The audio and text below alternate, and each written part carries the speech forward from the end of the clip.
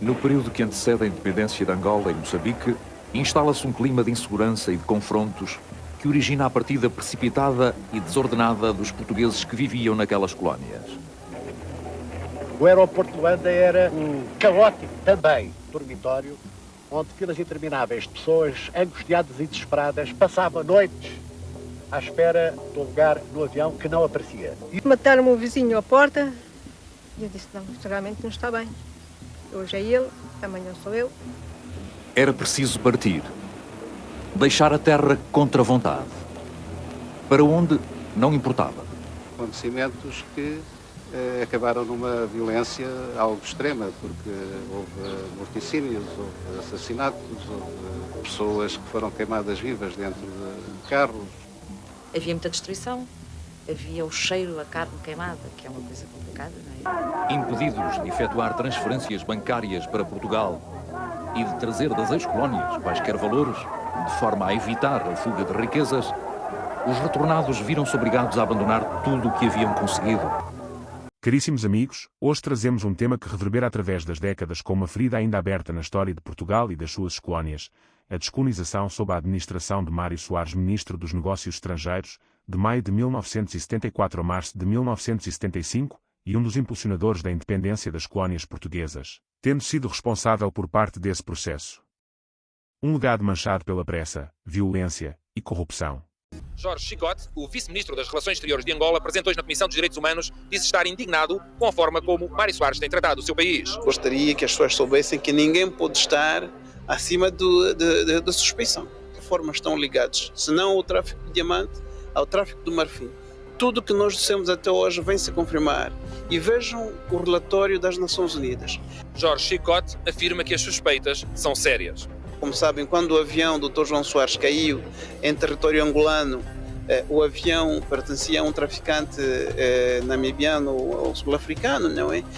E uma pessoa era de origem portuguesa, era uma pessoa que tinha essa reputação. Portanto, existem muitos elementos que criam suspeita. O vice-ministro para as Relações Exteriores de Angola lançou mesmo mais achas para a fogueira. Não me cabe a mim liberar ninguém. Este membro do governo angolano aconselhou o governo português a chamar Mário Soares à razão. Este vídeo expõe as consequências devastadoras das suas políticas e ações. Fiquem connosco para uma análise profunda e sem filtros. As cenas de caos nos aeroportos de Angola e Moçambique nas vésperas da independência são apenas a ponta do iceberg. Famílias desesperadas, violência nas ruas e a precipitação política de Portugal definem este período sombrio. Mário Soares, então a figura central do governo português, facilitou uma descolonização apressada e mal planeada que deixou cicatrizes profundas. A acusação de tráfico de diamantes e marfim envolvendo o seu filho João Soares, após a queda misteriosa de um avião, lança uma sombra ainda maior sobre sua administração. Estes eventos são emblemáticos da corrupção e da impunidade que caracterizaram a sua liderança. Nós sabemos que Mário Soares, o filho João Soares e outros se encontram entre os maiores beneficiários do tráfico ilícito de diamantes e marfim, levado a efeito por Jonas Savimbi no nosso território. Confrontado com as acusações, Mário Soares tentou desvalorizar. Tenho saudade, tenho pena, tenho uma grande paixão por Angola. Com 20 anos, quando saí de lá, tinha as minhas t-shirts, as minhas jeans, os meus discos e mais nada. E hoje tenho as minhas recordações. Quando me lembro de Lourenço Marques, realmente, é uma terra maravilhosa. Muitos morreram, muitos ficaram na miséria. O regime ditatorial português de Salazar e Caetano é derrubado em 25 de abril de 1974. A guerra colonial mantida pelo salazarismo contra os movimentos de libertação nas províncias ultramarinas portuguesas em África, que durava há 13 anos, chega ao fim. Foi o passo decisivo para a consumação das independências. A pressão internacional exercida sobre o novo poder constituído em Portugal e o desejo de liberdade dos povos colonizados precipitam os acontecimentos a uma velocidade vertiginosa. É o início da descolonização.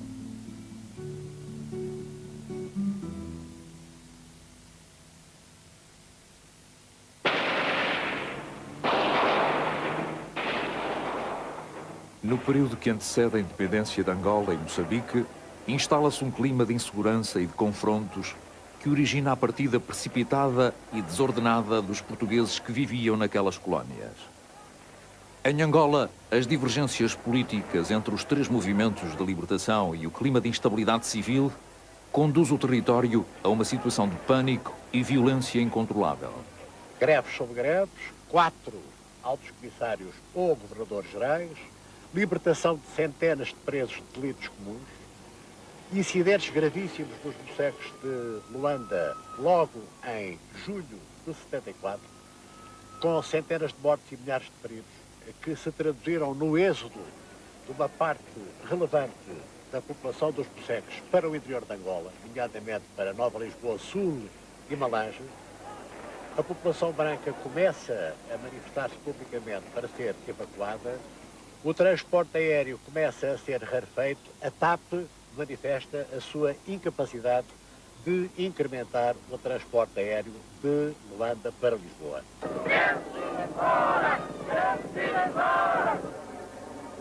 Apanhada neste fogo cruzado, a população branca tenta desesperadamente abandonar Angola, pedindo o apoio da comunidade internacional. O aeroporto de Luanda era um caótico também dormitório, onde filas intermináveis de pessoas angustiadas e desesperadas passavam noites à espera do lugar no avião que não aparecia. Insisti com o administrador da TAP para indicar alternativas, por mais loucas que porventura lhe pudessem parecer.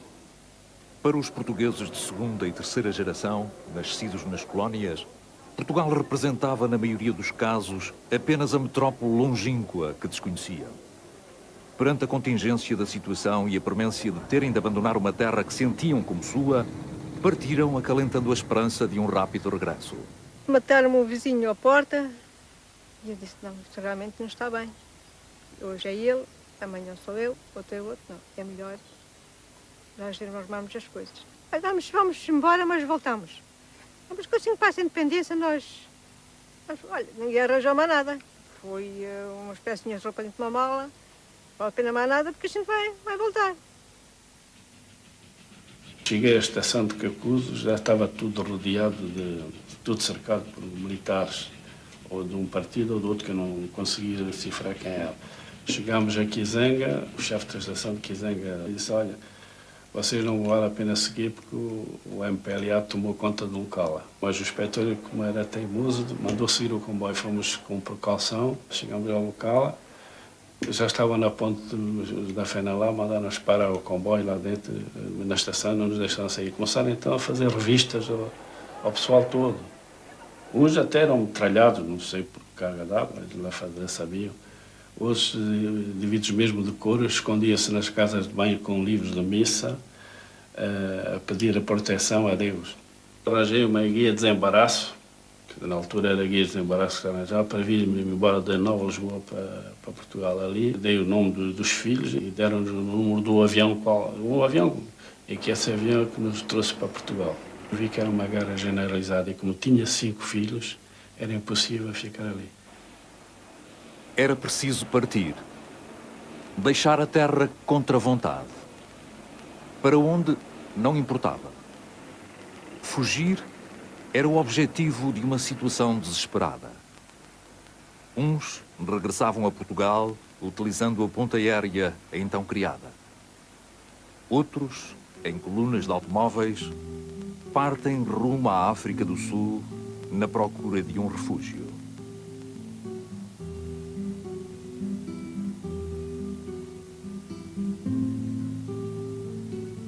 Na altura tinha 7 filhos, uma família muito grande, estava a lecionar na cidade do Lobito, no Colégio Manel da Riaga, e fomos para a África do Sul. Fugimos dia 15 de agosto e fomos em caravana. Nós, quando chegámos, fomos todos para o Campo 3, que era uma cadeia de alta segurança, porque os sul-africanos pensavam que chegavam 500 ou 600 pessoas. E o primeiro embate foram 3.782 pessoas que chegámos a Culinane. Provocada por grupos que pretendiam travar o processo de independência, a tensão política em Moçambique cresce dando origem a confrontações graves. A Frelimo e o exército português vêem-se na obrigação de evitar o pior. Houve uma efervescência, digamos assim. Os ânimos exaltaram-se e começou em pequenos focos dentro da cidade, Lourenço Marques, mas o grande problema realmente foi na periferia. Vi situações realmente impensáveis. A 300, não diria tanto, 200, 300 metros da minha casa, que era a 24 de julho, eu lembro, no fundo, na rotunda da entrada, no início da 24 de julho, e vi uma multidão enorme, uma coisa impressionante. E, sinceramente, se aquela gente entra dentro da cidade, não sei como não seria. Aí, realmente, os tropas da Frelimo e a nossa, em conjunto, conseguiram controlá-los. Agora, na zona periférica havia muitos portugueses que foram dizimados, dezenas e dezenas de famílias. O 7 de setembro, que é o dia em que há o Acordo de Lusaka, há agitações na cidade, há uma humilhação da bandeira nacional que é arrastada pela rua ou pela avenida principal da cidade à frente de todos nós. Há uma reação de alguns militares portugueses perante essa cena, que obviamente era chocante. E isso depois deu origem a uma série de atos e de acontecimentos que acabaram numa violência algo extrema, porque houve morticínios, houve assassinatos, houve pessoas que foram queimadas vivas dentro de carros. Quando saímos, o trajeto foi um bocado assustador, não é? Porque havia muita destruição, havia o cheiro a carne queimada, que é uma coisa complicada, não é? Que a gente não se esquece nunca. Havia corpos enforcados, queimados, de pessoas, de animais, e é uma imagem que nós, na altura, não queríamos voltar a ver, não é? Quando chegámos à África do Sul, aliás, quando chegámos à fronteira, que estava tudo cheio de militares, não é? Fomos escoltados para a Frelimo, e realmente era um outro mundo. Aí é que nós tivemos a verdadeira percepção da reviravolta que aquilo deu. A imposição da opção da nacionalidade em Moçambique por parte do novo poder emergente originou situações dramáticas para os cidadãos que lá viviam, nomeadamente os de origem africana que trabalharam na administração colonial. Eu só me lembro que o meu pai foi preso e não o queriam soltar. Depois diziam que iam-lhe recambiar, porque o meu pai é filho de portugueses, queriam mandá-lo para cá. E ele, antes que viesse para cá e a família ficasse, ele resolveu virmos todos. Tratou da documentação muito secretamente, vendeu o que pôde vender muito secretamente e viemos. Na véspera de eu vir para Portugal, eu fui à escola e não disse a nenhum colega, não me despedi de nenhum amigo meu, porque havia sempre o espectro havia a Frelimo e dentro da Frelimo havia uma coisa que eram os grupos dinamizadores. Os nossos pais disseram-nos para nós não dizermos a ninguém porque havia sempre a possibilidade das pessoas serem presas. Então eu, quando vim para cá, não me despedi de nenhum amigo meu. Nós líamos nos livros Metrópole, Lisboa, Rossio, enfim, conto de fadas, não é? Quando desembarcamos no aeroporto da Portela, o aeroporto estava cheio de gente, estava apinhado de gente. Vi muita gente a dormir no chão, no dia que eu cheguei. Lembro perfeitamente de umas senhoras, não sei se eram da Cruz Vermelha ou não, a darem-nos pacotinhos de leite, sandes, e aquilo estava assim uma coisa um bocado confusa, muito confusa mesmo. Chegados a Portugal, sem família ou na ausência dela, sem saber o que fazer ou para onde ir, o desalento alia-se à apatia com que a maior parte dos retornados espera uma solução. Todo o aeroporto de Lisboa tinha pessoas a dormir. Eles tinham que ficar, por exemplo, nas salas de embarque, na sala 22 e 21, propriamente dito, que era das salas maiores que havia no aeroporto de Lisboa, eram divididas as famílias. A TAP entregava muitos cobertores, muitos colchões. Havia casos em que ficavam meses ali à espera. Havia filas, mandavam umas pessoas para um lado, outras pessoas para o outro. A determinada altura, tipo fila indiana, fomos avançando por um autocarro. Disseram-nos que íamos para um sítio qualquer, que eu não me recordo qual é que era, só depois é que vinha saber que íamos para Oeiras. Vinhamos só com as malas, não tínhamos mais nada, nem sequer aqueles contentores que algumas pessoas trouxeram, nós tínhamos. Não há dúvida nenhuma que o aeroporto de Lisboa se uniu muito e tentámos descobrir algum parentesco, alguma ligação para eles poderem sair daquela situação.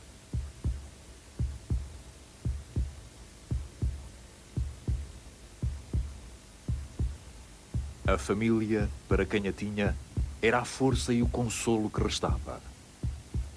Tínhamos familiares nossos à nossa espera, eram os tios. Ficámos uns dias aqui em Lisboa a tratar das ajudas que nós eventualmente poderíamos vir a receber. Passados um mês, fomos cada um para a casa de familiares. Eu para a casa da minha avó, a mais velha foi para a Covilhã, para a casa de um tio meu, e o meu irmão, o mais novo, para a casa da madrinha dele. Ou seja, separámos-nos. Pensava chegar a Portugal e encontrar uma coisa diferente, porque em Moçambique falavam muito na metrópole. Eu tinha curiosidade de conhecer a metrópole, que era prédios grandes ou uma coisa, não sei, na minha ideia era uma coisa imensa. Lembro-me perfeitamente de ter saído no aeroporto, estava assim a chuviscar, olhei à volta, no aeroporto não tinha os prédios grandes, tudo muito estranho, tudo muito frio. Ficámos no aeroporto o dia todo, era miúda, tinha pai 10 anos, foi muito triste, muito confuso. Sei que à noite apanhámos um carro, uma carrinha daquelas de caixa aberta. Estávamos com umas mantas, embrulhados com umas mantas, e fomos parar a Quinta do Conde a uma pensão.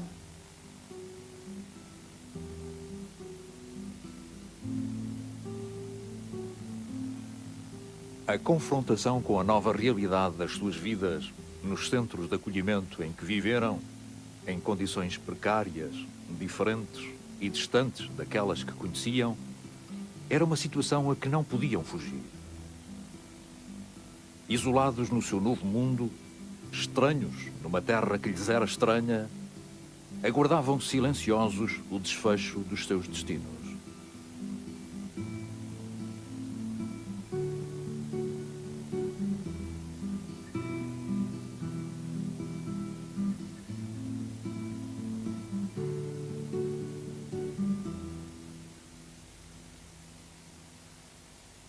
Quando fomos para a África do Sul, com os acontecimentos e com aquilo que se ouvia e as notícias, chegou-se à conclusão que se calhar não seria tão cedo que as pessoas poderiam regressar, pelo menos para ter uma vida normal, escolas, trabalho, Então optámos por vender as poucas coisas que trouxemos, não é?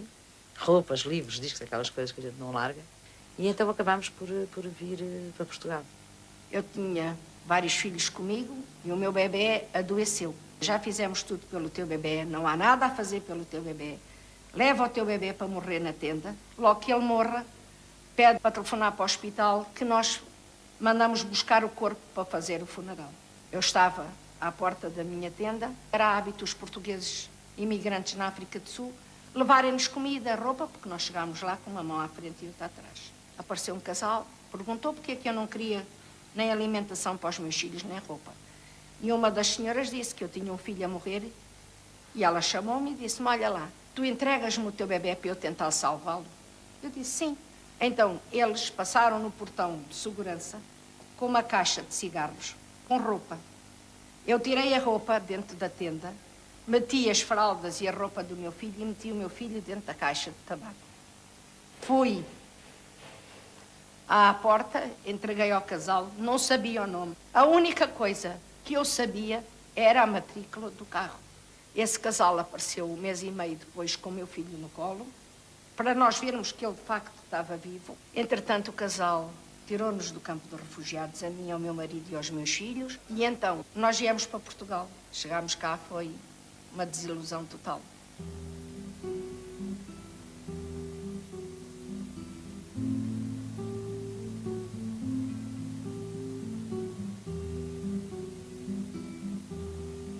O tempo passa lentamente para muitos retornados instalados em várias instituições humanitárias. As dificuldades de uma reintegração rápida na sociedade ganham uma dimensão maior a cada dia que passa.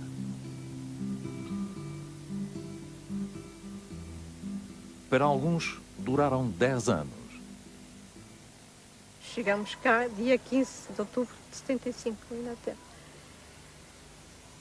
E não havia pavilhão nesse dia, não havia nada. Chegamos à noite, diz a minha tia, olha, vamos dormir cá para o meu pavilhão. Então dormimos 8 pessoas dentro de um quarto. Os retornados vieram no ano de 75, em maio de 75, com a Cruz Vermelha. Depois a Cruz Vermelha deixou de espoliar-nos e tiveram aqui até 77. A partir daí ficaram considerados ilegais aqueles que não saíram. O primeiro Natal que passamos cá, 75, foi doloroso, olhávamos uns para os outros, mas não é Natal, não é Natal. O Inatel reconheceu e realmente tentou fazer o melhor, melhorou as refeições, mas nós estávamos a olhar para uns para os outros, todos muito tristes, e acho que nesse dia todos sofreram. A saída deles definitiva daqui foi quando o Inatel ajudou eles a sair, já não foi o IARN, foi o Inatel. É 25 de julho de 85. O Inatel fez tipo um inquérito e, portanto, aqueles que eram considerados legais conseguiram casas, uns para Setúbal, outros para Monte Caparica, casas do Fundo de Fomento. Aqueles que eram considerados ilegais, o Inatel não tinha nenhum documento deles. Foi um aviso feito que no dia 25 de julho de 85 isto ia ser tudo demolido.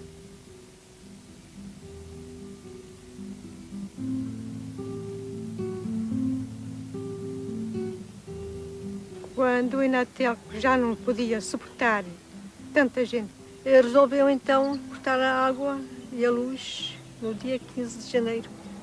O ano já não estou bem lembrada, mas cortou a água nesse dia. Então, portanto, aí foi o caos. Em pleno de janeiro de 85 cortou a água e cortou a luz. Porque a Câmara de Almada dizia que não dava casa os retornados das colónias porque eles tinham água e tinham luz. 2 anos daquilo, praticamente, até que um dia o Centro Social esteve cá, fez o inquérito, depois temos as casas. Uma vida mais ou menos organizada, chegar aqui e começar do nada. Nada, mesmo nada.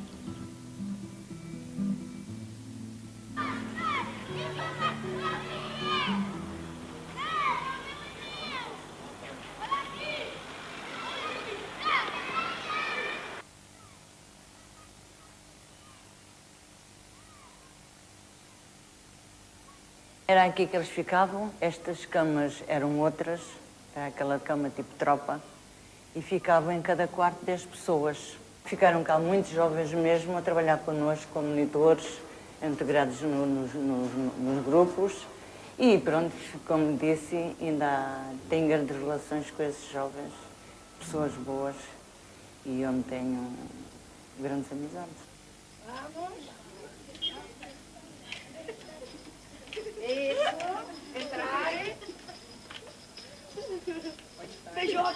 Eu fui integrada no IARN, na Quinta dos Cedros, aqui em cima.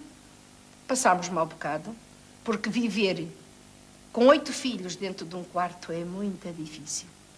O quarto era sala, cozinha, casa de banho e dormida. Eu sofri muito, tive muitos contras aqui em Portugal, porque criar tanto filho como eu criei sozinha é muito difícil. Quando levantaram os andares, eu resolvi ocupar um andar. Fui julgada por isso no Tribunal de Cascais, mas tenho a minha casa. Apesar das dificuldades, a reintegração foi-se fazendo. Os próprios familiares, as pessoas que nos acolheram, começou a haver uma saturação, ali é compreensível até. Acabámos depois de começar a ter mais apoio por parte de amigos do que propriamente a família. Enfim, as coisas complicaram-se, era preciso comprar livros, chegámos, portanto, a ter que trabalhar. Estudava à noite e trabalhava durante o dia. Os anos foram passando. A expectativa era sempre para os meus pais que as coisas melhorassem, para nós voltarmos.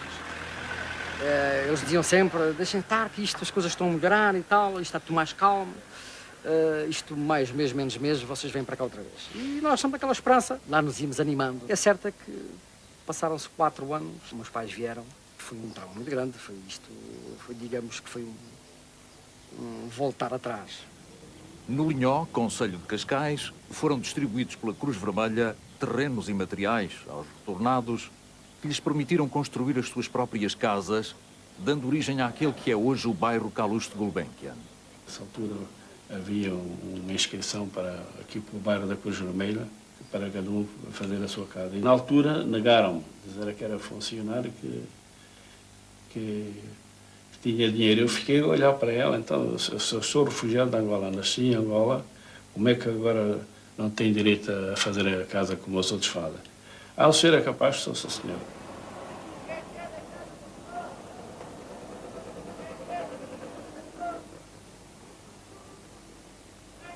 Eu acho que também era uma época muito difícil aqui.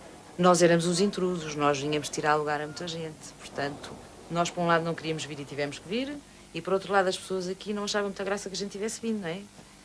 Portanto, havia sempre alguma má vontade, não é? Quem vinha da África era rico, quem vinha da África tinha uma vida fantástica e vinha aqui tirar o lugar a alguém. Portanto, na altura em que nós precisávamos de algum apoio, esse apoio não existiu porque nós éramos os maus da fita, entre aspas, não é?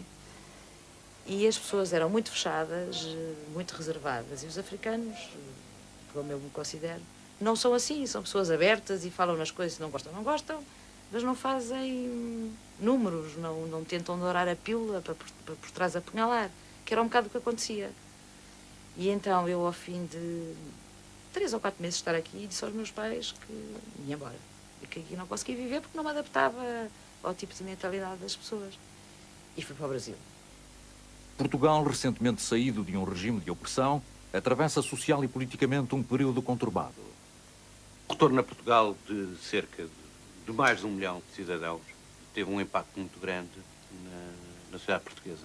E para nós verificarmos a dimensão desse impacto, basta pensarmos que o retorno de 600, 700 mil cidadãos a Portugal naquela época representa, em termos percentuais, a mesma coisa do que transportarmos toda a população do Canadá, em cerca de 1 ano, para os Estados Unidos. Até ao início da Guerra Colonial, em 1961, a presença em Angola de colonos portugueses era reduzida. Com o desenvolvimento da luta armada, o governo português vê-se obrigado a fomentar o envio de cidadãos da metrópole para as províncias ultramarinas, com o objetivo de aí se estabelecerem, no sentido de reforçar a presença portuguesa e de liderarem o desenvolvimento daqueles territórios numa lógica de exploração colonial.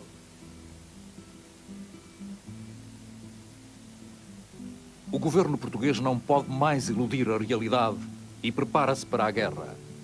O desembarque dos primeiros contingentes militares ocorre em Luanda em 1961. É o início de um período de 13 anos que vai lançar Portugal numa prolongada e desgastante guerra colonial.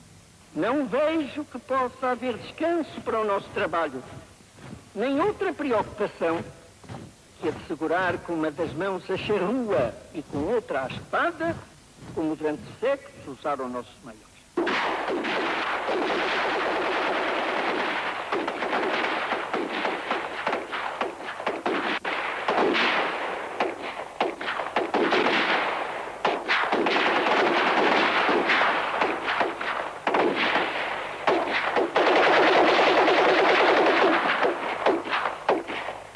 Há 2 anos, esta fazenda foi assaltada pelos terroristas vindos do exterior e danificaram bastante. Queimaram esta casa que estão a ver agora arranjada, queimaram os acampamentos e hoje está a casa já arranjada porque nós temos que permanecer aqui, quer queiram, quer não, nós portugueses nascidos aqui, portugueses nascidos na metrópole, temos que permanecer cá. Venha o que vier.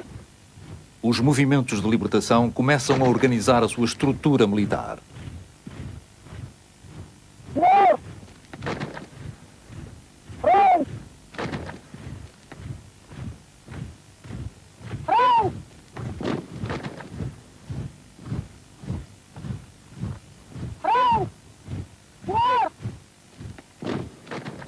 Pois eu considero que o Estado português tem uma dose de responsabilidade.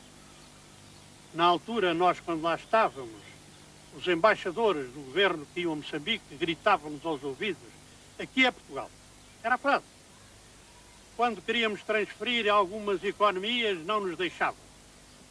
Eu via com dificuldade, por vezes, tinha dificuldade em meter quase cunhas para pagar revistas que eu assinava nos Estados Unidos ou noutras áreas, em que tinha que pagar com dólares, 4 ou 5 ou meia dúzia de dólares. Eu tinha dificuldade em transferir moeda, não podia transferir. Tinha que, portanto, obrigatoriamente aplicá-las lá. Um país que na altura tinha 10 milhões de negros e tinha 200 mil brancos, tinha que preparar quadros negros para dirigir aquele país. Toda a gente sabia isso. Toda a gente contava com isso. Simplesmente, as autoridades do governo deviam acionar esse movimento, não o faziam. e estava tudo na paz podre, que a coisa quanto mais tarde melhor, vai durando. Continuávamos a ter os nossos negócios com metrópole, importávamos o vinho da metrópole, que chegava lá, sabe Deus como, a metrópole importávamos o algodão e o açúcar, e enfim, isso, e a coisa tinha que funcionar e funcionava. Mas funcionava mal, porque tanto brancos como pretos sabiam que ia ser independente. Veio a independência muito bem, mas veio mal.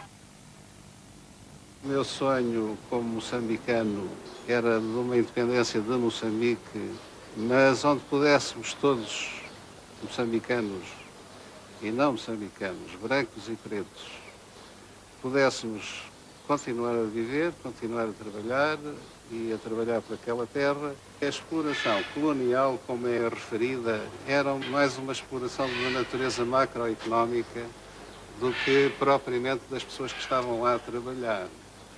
Em Angola, apesar do clima de guerra civil, a independência foi proclamada no dia 11 de novembro de 1975.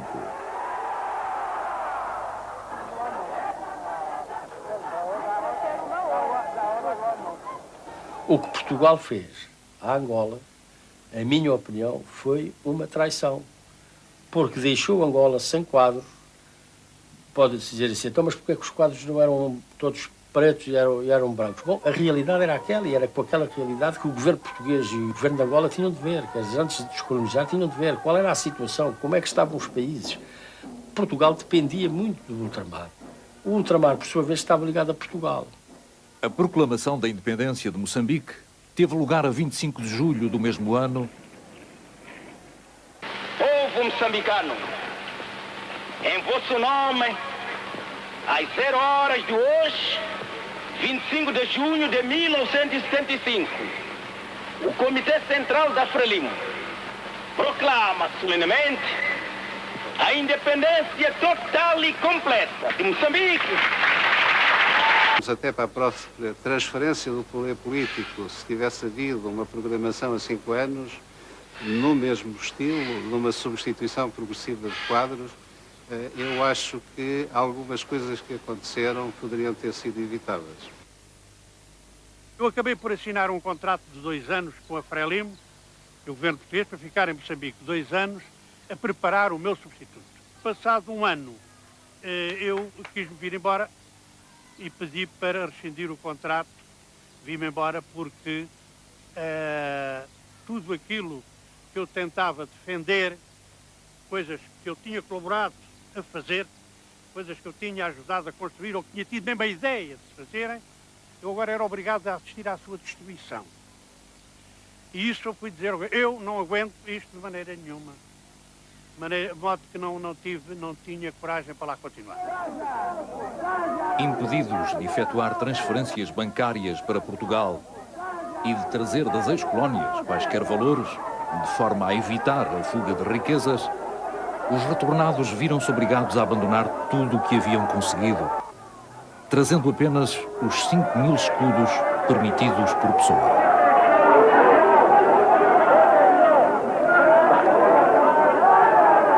Vim de Angola e era mestre de matraneira, borrava lá matraneira e deixei valor para mais de 1000 contos lá, tudo que amontar, tudo. É de lamentar que o governo português, até hoje, não tenha feito contas connosco daquilo que a gente deixou em Angola.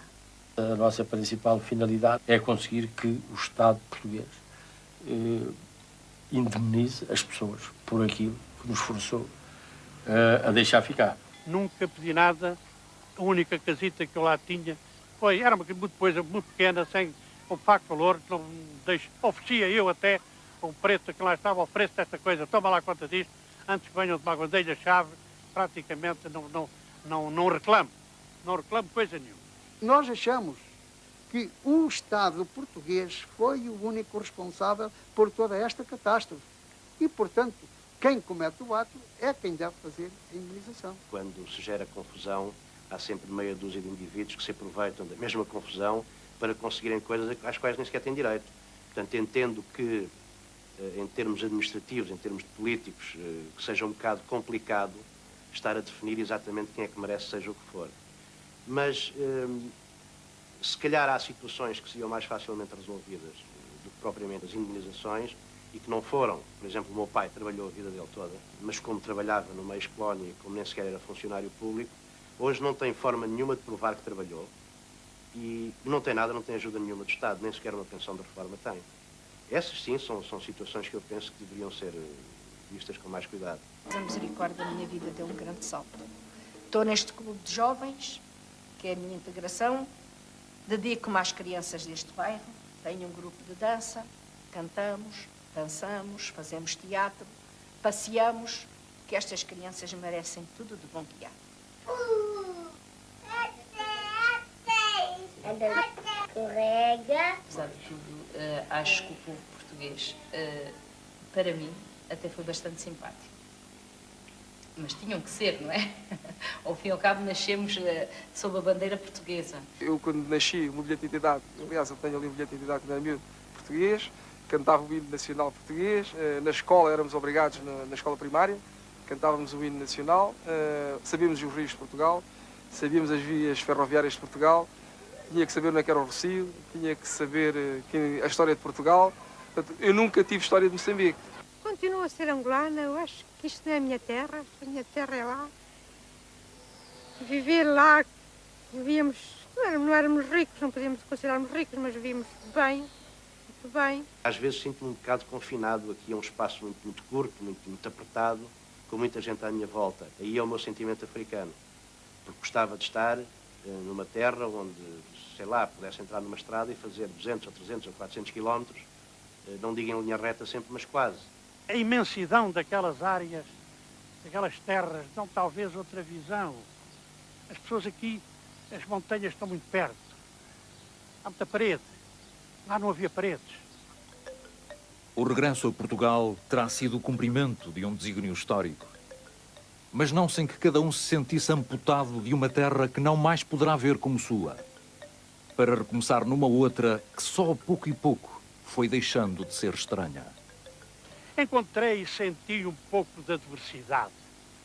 Os retornados vinham roubar lugares, vinham sentar-se à mesma mesa e a comida já era pouca, de maneira que a recepção não foi muito amistosa. Começa pelo nome, não é? Os retornados andaram em África a roubar os pretos e agora vêm para aqui roubar-nos a nós. É claro que nos retornados, como em toda a parte, havia de tudo. Bons, maus, feios, bonitos, grandes, pequenos, havia de tudo. Um eco doloroso de uma era de decisões desumanas que deixaram cicatrizes profundas em Angola, Moçambique e além. Nenhuma cerimónia evocativa pode esquecer ou limpar o legado profundamente manchado deixado por Mário Soares.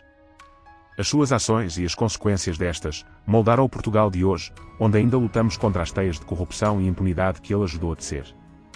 Este vídeo não é apenas uma crítica, é um chamado para lembrarmos, refletirmos e exigirmos mais dos nossos líderes.